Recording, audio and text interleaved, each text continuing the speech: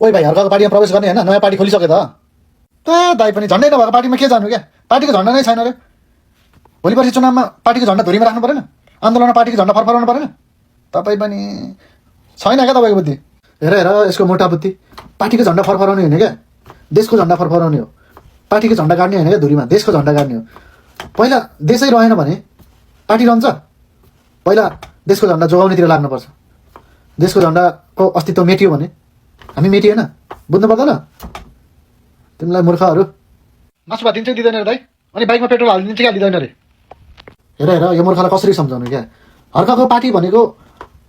मासु भात दिने पार्टी होइन क्या मासु भात दिने पार्टी भनेको एमाले काङ्ग्रेस हो अहिले मासु भातमा बिकेर भोट हाल्ने होइन क्या भाइ अहिले भनेको जसले देशको लागि राम्रो गर्छ जसले देशलाई माया गर्छ जसले देशलाई साँच्चीकै विकास गर्न खोजिरहेको छ जसले देशलाई भ्रष्टाचारबाट मुक्ति गराउन खोजिरहेको छ त्यस्तो मान्छेलाई हाल्ने हो त्यो मान्छे भनेको हर्का साम्पाङ मात्रै हो अरू कोही पनि छैन त्यही भएर हाम्रोलाई होइन राम्रोलाई भोट हाल्ने अब यो मासु भात सासु भात भनेर हिँड्न छोडिदेऊ अब दाजुभाइ भोलिबाट अर्काको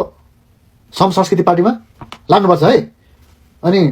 पार्टीको चिन्ह चाहिँ तिमी हामी मिलेर बनाउनुपर्छ बुझ्यौ बुझे दाइ जय अर्का जय नेपाल